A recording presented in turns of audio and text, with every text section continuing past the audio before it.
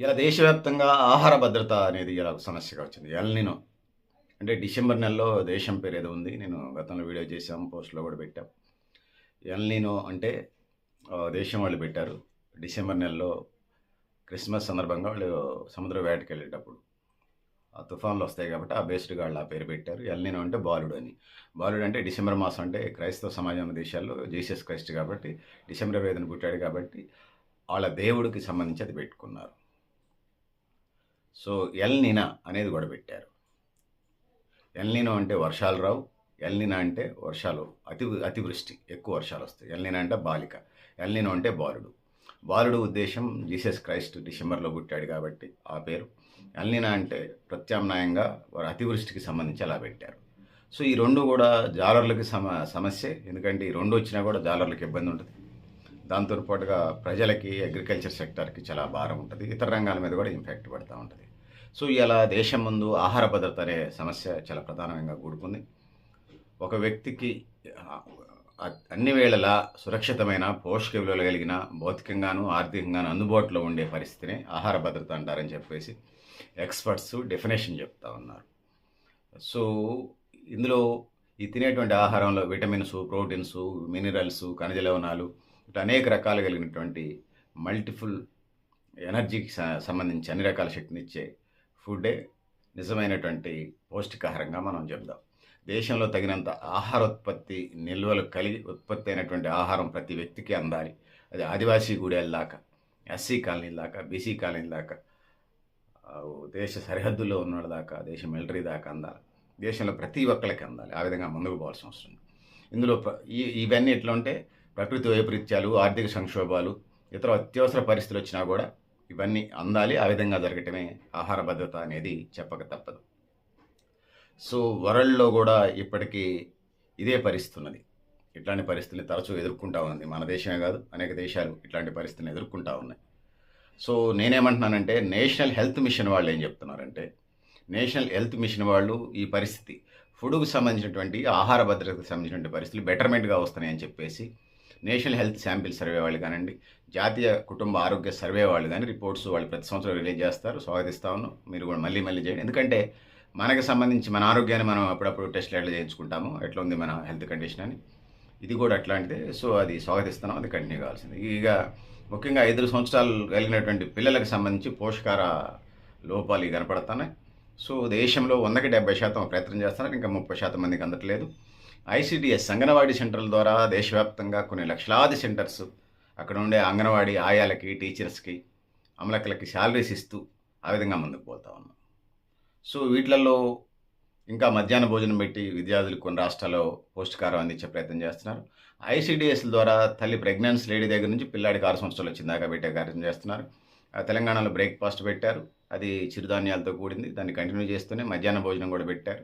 దాన్ని కూడా కంటిన్యూ చేస్తూ కొన్ని రాష్ట్రాల్లో పిల్లల్ని స్కూలుకు పంపిస్తే ఫుడ్ ఐటెమ్స్‌తో తో పాటుగా మార్నింగ్ టిఫిన్, మధ్యాహ్నం భోజనంతో పాటుగా 15,000, 20,000 డబ్బులు కూడా ఏస్తా ఉన్నారు. స్వాగతిస్తా ఉన్నాం. ఆ విధంగా ముందుకు పోవాల్సిన అవసరం ఉన్నది. సో, దేశ అభివృద్ధి, సంక్షేమే చాలా ప్రధానమైనదిగా భావిస్తాను.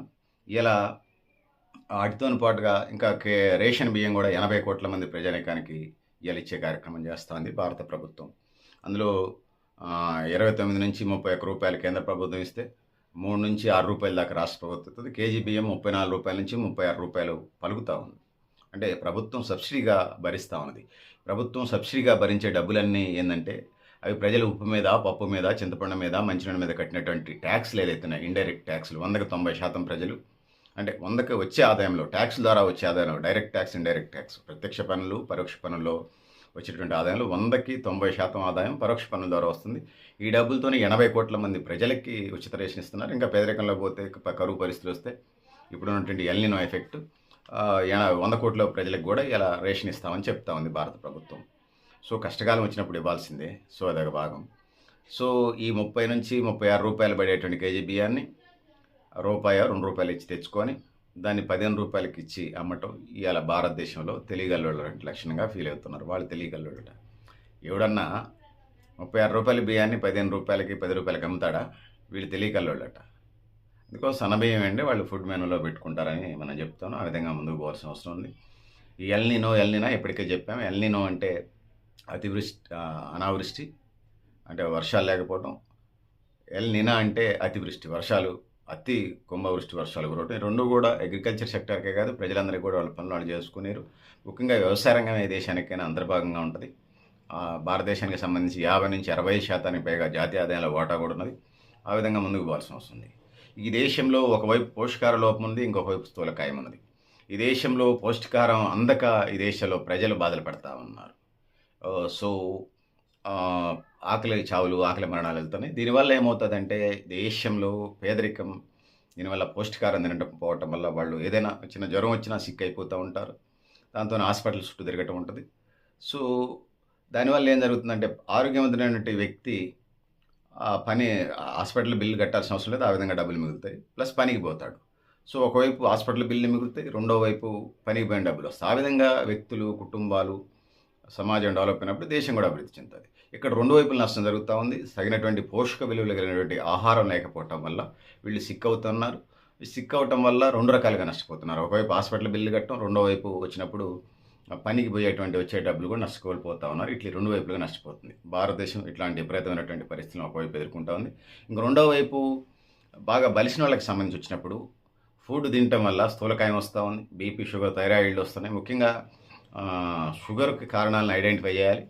సైంటిస్టులకి వాళ్ళకి నేను చెప్పేది ఒకటే, రోగాలు రానటువంటి సైడ్ ఎఫెక్ట్ లేనటువంటి మందుల్ని, ఉత్పత్తుల్ని, అది అన్ని రంగాల్లో, అది వ్యవసాయ రంగంలో కానీ, పారిశ్రామిక రంగంలో కానీ, ఆరోగ్య రంగంలో కానీ, ఏ రంగంలోనైనా సైడ్ ఎఫెక్ట్స్ లేనటువంటి వాటిని క్రియేట్ చేయండి, సృష్టించండి, నిర్మించండి, ఇన్నోవేషన్ చేయండి. అంతే తప్పితే రైస్ని 6-7 నెలలు బయలుదే రైస్ని మీరు 60-70 రోజులు తీసుకొచ్చారు. ఇలా షుగర్ అవుతుంది దేశవ్యాప్తంగా. ప్రపంచం కూడా ఈ సమస్యను ఫేస్ చేస్తుంది. మన దేశానికి సంబంధించి చిరుధాన్యాల వైపు వెళ్ళమంటా ఉన్నాం.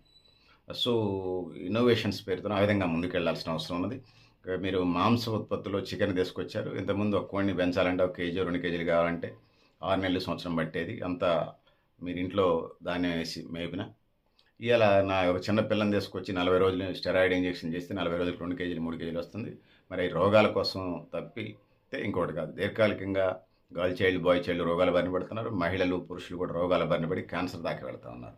మరి ఏం ఇన్నోవేషన్స్ అర్థం కాదు. మరి ఎలాంటి సమాజాన్ని నిర్మించుదాం అనుకుంటున్నారో భారత ప్రభుత్వాలు, లేకపోతే ఇతర 29 రాష్ట్రాలు, 9 కేంద్రపాలిత ప్రాంతాలు ఉంటే ప్రభుత్వాలు, ఇదేం ఆహార భద్రత అర్థం కాదు. కాశ్మీర్ నుంచి కన్యాకుమారి దాకా భూభాగం ఉంటే మరి ఇట్లాంటి విధి విధానాలతోనే దేశ పునర్నిర్మాణం ఎడ చేస్తారు, దేశ నవనిర్మాణం, నేననే నవనిర్మాణం ఎలా చేస్తారో అర్థం కాదు. సో ఇలా ఒకవైపు పౌష్టికార లోపం ఒకవైపు ఉంటే, రెండో వైపు విపరీతమైన జీవనశైలి పోకళ్ళ వల్ల, జీవనశైలి ఫుడ్ వల్ల రోగాలు వస్తూ ఉన్నాయి. ఈ దేశంలో 2 నష్టాలు. అంటే పౌష్టికాహారం లేకుండా ఉండటం వల్ల అటు ఒక సమస్య వస్తూ ఉంది, ఆరోగ్యం ఖరాబ్ అవుతుంది.